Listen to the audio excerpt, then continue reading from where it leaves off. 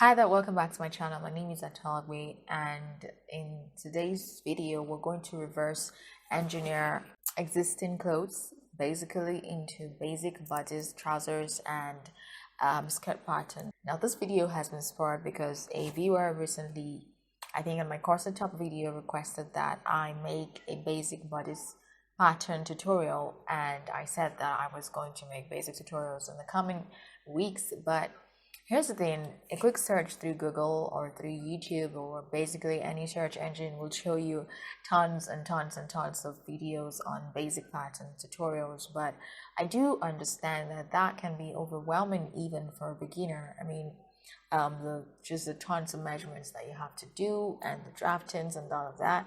And I thought that maybe if I tried to, come from the perspective of all you have to do is to put apart the clothes that you already have and make basic patterns from them, maybe that would be much easier and that would be a fresh perspective. So I'm putting this tutorial out there as something that would be very beginner friendly, and if you think so, let me know in the comments if this is something that is very easy for you to follow and that you are going to make use of in the future. So for this tutorial we're going to need old but nice fitting clothes.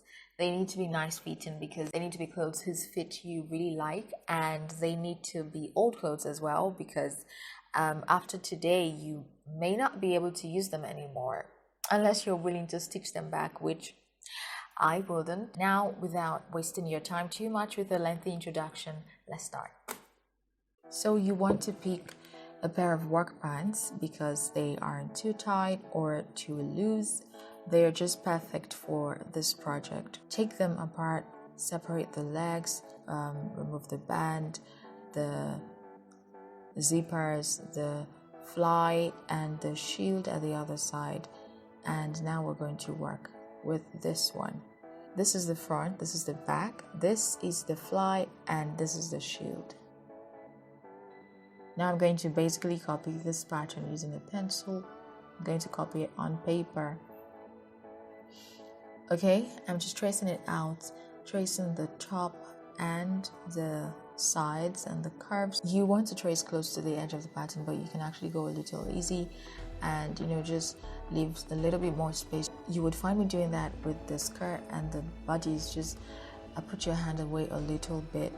But whatever you do, know that this patterns already include stitching allowance, and you would want to pay attention to that fact.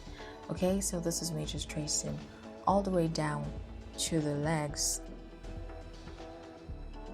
It is very important to also trace the darts, trace the length of the darts using a pin, the pockets as well.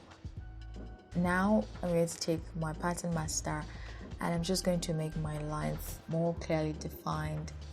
I'm going to make them neat and also just become more prominent. Just follow the pattern that you already traced out.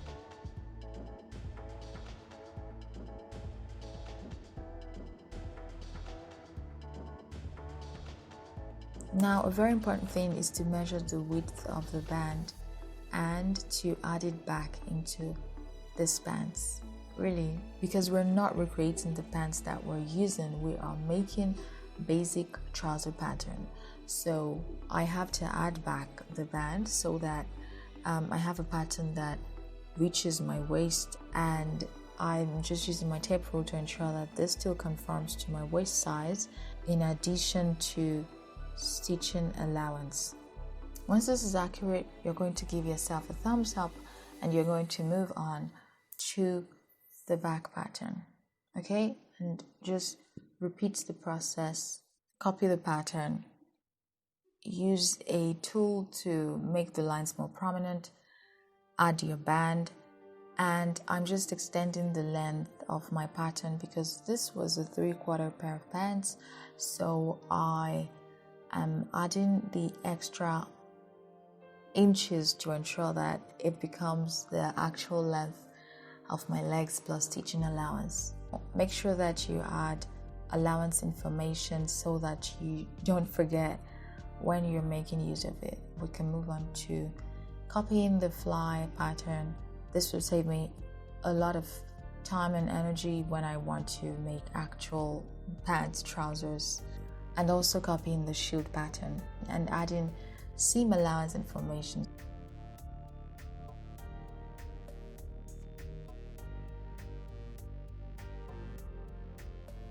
So this is a skirt that I'm going to use for my basic skirt pattern. So this is the front pattern folded in half. As you can see, I have chosen to not trace that close to the edges of the pattern, just for some insurance. We're doing the usual, adding back the band, and then I will have a basic skirt front pattern.